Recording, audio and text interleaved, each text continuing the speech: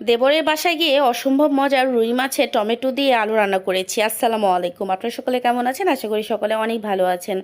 তো দেবরের বাসায় এসেছি, বেশ অনেক দিন হয়ে গেছে। মাঝে মাঝে কয়েকটা ভিডিও দেবরের বাসায় করেছি, আর করি নাই, আর ভয়েস দিয়ে আপনাদের সঙ্গে শেয়ার করার সময় হয়ে ওঠে নাই। তো আজকে কিন্তু আলু আর টমেটো দিয়ে সুন্দর একটা ঝোল রেসিপি করব। তো যার কারণে প্রথমে রুই মাছগুলো ভালোভাবে ধুয়ে তারপরে ঝাল লবণ হলুদ দিয়ে এটাকে একটু মাখিয়ে রেখে দিয়েছিলাম। তারপরে এই যে তাওয়াতে মানে একটি প্যানে সুন্দরভাবে ফ্রাই প্যানে তেল দিয়ে রুই মাছের পিসগুলো সব দিয়ে দিয়েছি। তো মাছগুলো উল্টে পাল্টে 2-3 বার ভেজে নিব, মানে 2-3 বার উল্টে পাল্টে এটা সুন্দরভাবে ভেজে এটাকে সাইডে রেখে দিব। তো রুই মাছ ভেজে রান্না করতেছি। আসলে সব তরকারিতে একটু মাঝে মাঝে ভেজে রান্না করলে টেস্টটা একটু অন্যরকম লাগে। আর কেন জানি না মাছটা খেতে এত মানে ভালো লাগতেছিল না, তো ভাবলাম কাঁচা মাছের থেকে একটু ভেজে রান্না করলে মনে হয় বেশি টেস্ট হবে। তো যার কারণে একটু ভেজে রান্না করলাম। আর এখানে কিন্তু একটি কয়রা বসিয়ে দিয়েছি, কয়রাতে একটু তেল, তারপরে আস্ত জিরা তেজপাতা দিয়ে ভালোভাবে একটু গরম করে নিচ্ছি। তারপরে পেঁয়াজ কাঁচামরিচ দিয়ে দিলাম।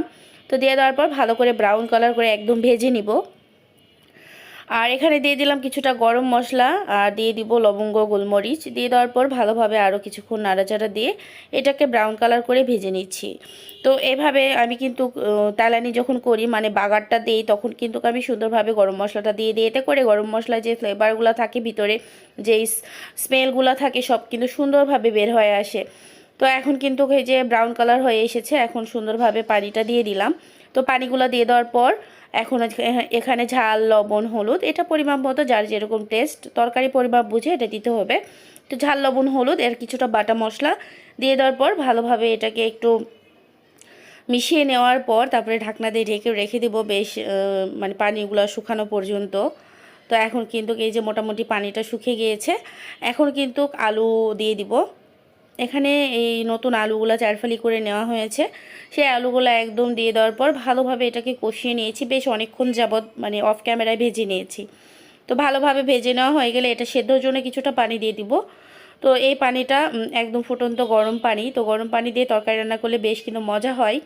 তো এখন কিন্তু সুন্দরভাবে ফুটানো পানি দিয়ে দেওয়ার পর ভালোভাবে চাপা দিয়ে একদম পানিটা শুকিয়ে নিয়েছি। তো এর মধ্যে 2-1 বার কিন্তু নাড়াও দিয়েছি। এই যে একদম পানি শুকিয়ে গিয়েছে। আসলে আমাদের বাসায় মানে লাইটের একটু সমস্যার জন্য ভিডিওটা ভালো হচ্ছে না, মানে রাতে যেহেতু রান্না, এই জন্য ভালোভাবে দেখা যাচ্ছে না আর কি। তো এখন সুন্দরভাবে পানিটা শুকিয়ে গিয়েছে, ভালোভাবে নাড়াচাড়া দিয়ে এখন ঝোলের পানি দিয়ে দিব। তো এই যে এখন সুন্দরভাবে, তো এক হাতে আমি ভিডিও করতেইছিলাম, তো পরে দেবরের বউ আসার পর ও আবার এক হাতে লাইট এক হাতে ক্যামেরা ধরার পর ভালোভাবে একটু ভিডিওটা দেখা যাচ্ছে। তো এখন ঝোলের পানি দিয়ে দিলাম, যেহেতু ফুটন্ত গরম পানি, এতে করে তরকারির টেস্টটা কিন্তু একদম ঠিক থাকে, বেশি করে ফুটাতেও হয় না, মানে জ্বালাতে হয় না আর কি।